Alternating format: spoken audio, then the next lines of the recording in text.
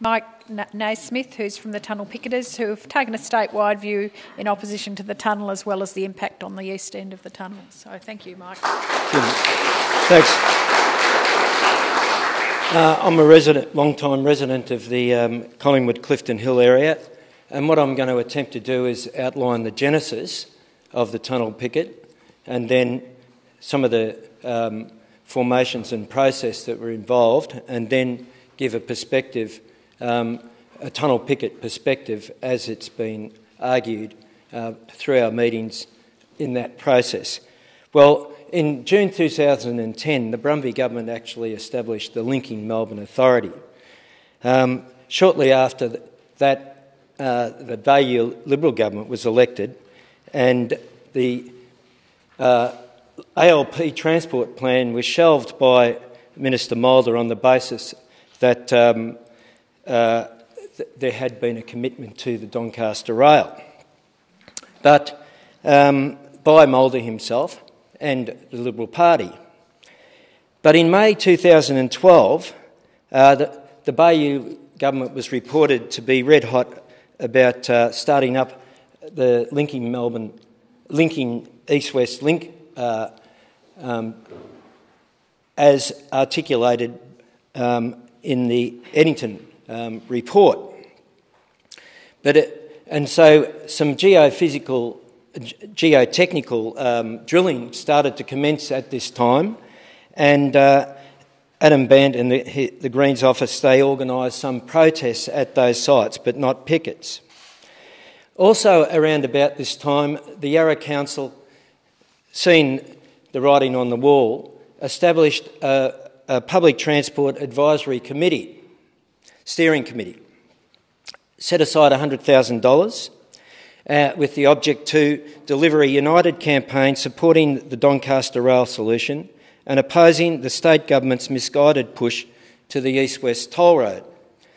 Residents were invited onto that, and as a resident, I went onto that steering committee, and many weeks were spent working out a strategy that included the production of posters, setting up tables around the area, shopping centres in the city of Yarra and at markets and so on. Core flutes were produced and people encouraged to place them on their front fences. Paid billboards were set aside on Hoddle Street and on Alexandra Parade. Big billboards were paid for. Media releases were made, and there was working with other councils and organisations to lobby against the east-west toll road, as it was perceived and talked about at that time. Now, part of the strategy also involved launching the campaign in June at a public meeting and probably a rally later in the year. But in March 2013, Naptime was elected, and in May, the East-West Link Stage 1 was announced by Naptime with much fanfare, and $294 million was set aside to set it up. The Yarra Council went ahead with its Trains Not Tolls public launch, and at that meeting, the local member, Richard Wynne, said he opposed the East-West Link, but the ALP itself had not come out at that stage against the East-West Link. And you've got to bear in mind that it did establish the Linking Melbourne Authority back when it was previously in government. Consequent to that public meeting, where about 500 residents turned up, Naptime and the local government minister went nuts, basically, and started condemning the council for becoming involved in a political campaign against the government. And to a certain extent, it had an effect in that the strategy became more of that campaign, became more of a lobby and propaganda campaign. There wasn't any direct action auspiced by the Yarra Council again. At this point, just after it, Councillor Jolly on the Yarra Council and the Socialist Party called residential meetings at the healthcare centre in Hoddle Street and in Gold Street. Now, at those residential meetings, they introduced the concept of a pledge to fight the East-West Tunnel. You sign up to a pledge. I was a bit ambivalent about the term. Having been raised to Mick, I gave many pledges and never kept any of them. Not to drink until I was 21 was one, but anyway. I did sign the pledge. Many of them, but this was the main one I ever signed. There was strong resident opposition, but it was very unclear whether there would be support for direct action and resistance to the East-West Tunnel. But in August 2013, a major announcement of extensive drilling across Clifton Hill, Collingwood and Carlton was made. And by September, the tunnel picket went into action. First of all, in Rutland Street, Clifton Hill. And that was the beginning of a major mobilisation of direct action and a campaign of resistance. And of necessity, it meant to stop the drilling. And everyone who turned up understood that. Our aim was to stop the drilling. Now, the tunnel picket had meetings weekly, 5 o'clock starts. At Princess Street, up near the neighbourhood house, there was a major confrontation and the tunnel picket busted through the police lines and surrounded the drill site. Now, I think who was ever in charge of that got the sack or whatever, and from that point on, the government started using what was called the Public Order Response Team, which is a paramilitary organisation. They don't fraternise with regular police. They arrive in convoys. They stay in their cars until they're called into action. They march onto the site and they go, "Oh!" And then they're given orders to disperse to various points. So it's very organised, and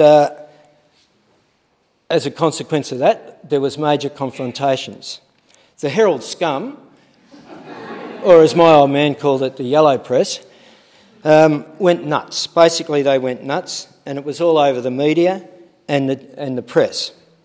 But the polls came out, and basically, not just through the tunnel picket, but through all the multifaceted nature of the campaign, up to 70% were against the tunnel. Now, drilling was called off at this time in the face of staunch resistance. So this tunnel picket decided to get a caravan, put it up on the corner of Westgarth and Nicholson Street, have a roster, people sat on a table, they got people to sign up to the pledge and handed out leaflets. And then a community rally was organised at the corner of Westgarth Street and Brunswick Street with various speakers from various groups. At this stage, the ALP said they opposed it. They said they opposed the tunnel, but they would honour the building. They would honour the contracts. In other words, they would build it. Picketing was also undertaken of the consortium tenderers, Lend-Lease, John Holland, and the LMA itself. And there were also confrontations at these sites. Now, drilling was then recommenced on about the 16th of December at the corner of Westgarth and Brunswick Street, suddenly, without any notice. They said they'd finished, but then they started again. There was short notice to the picketers. About 25 of us turned up, and the whole joint was cordoned off with fences, double rows of police. They'd been there since 4:30. So we were standing outside our caravan thinking, what can we do? And a decision was made to blockade Brunswick Street. So we blockaded Brunswick Street, stopped the cars and the trams going through. The police moved against us. We got up and then we moved right down to Wellington Street, Alexander Parade, and we blockaded Alexander Parade. The police moved against us again. We quickly got up, moved down to outside Office Works, and the port came in behind us there and they had themselves organised, and 4 of us were arrested at that blockade. But the next day, we had the biggest turnout of any picket. The biggest turnout of any picket. And we were able to, fences were pulled down, people locked on, and basically drilling was stopped on 2 sites eventually over a period of days, I think. So the police eventually started to refine their tactics. They introduced multiple fences at some sites and overnight security, which wasn't worth much, but then the police started to arrive earlier and set up. The management of the drilling was ultimately taken over by the Victorian Police. We had assistant commissioners come down, plainclothes police, detectives, prosecution police came down, you name it. Every branch got involved and the police set up a permanent canteen down there. Anyway, at Christmas it was called off and then the police said, look, we need a rest, okay? They actually said that. Our members want to spend Christmas with their families. Then in January it started up again, but it still got too much and so it was called off. So what did the Tunnel Picket do then? Well, we moved into a political campaign with the proposed organisation of a CBD rally. And we sought a coalition of public transport groups to build this rally. Now, the ALP would still not commit to rip up the contracts. We went ahead with that rally under the banner of a coalition of groups, a variety of speakers, and 3,000 people turned up as a community campaign, probably one of the biggest attendances for a CDB rally of a community campaign. No support from unions whatsoever. Okay, now, by September the 11th, the ALP had decided that it wouldn't build it. It came out and said it because prior to that we'd been picketing outside ALP offices in Brunswick, Richmond and so on. And to a certain extent our perspective is the ALP's hedging its bets by relying on a court case. In discussions in the Tunnel Picket, we're of the view that why can't they put a motion before the House at the Legislative Assembly to state unequivocally that they're opposed to it. In fact, that's one of our demands. Now, since that stage, we've moved on to corporate corruption. We've had a big rally outside of the Snouts in the Trough meeting that the Liberal Party had, a fundraiser for the developers. And of course, again, there was a major confrontation as they tried to usher through developers and ministers and so on. And since then, we've had corporate corruption walks through the CBD area, and we've been down to outside Conica at South Bank. Now, basically, to finish up, the perspective of the fundamental perspective of the Tunnel Picket is resistance to the unilateral decision by Naptime for the corporate state in collusion with developers and the freight lobby, and its duplicity and hypocrisy given that it decided that it would build the Doncaster Rail before the election. So we move here, our campaign is one of civil disobedience, and we think it's been damn effective. The Tunnel Picket hasn't understood the complete role of the ALP. It's been a vexed question. We believe it's been dragged kicking and screaming to oppose it.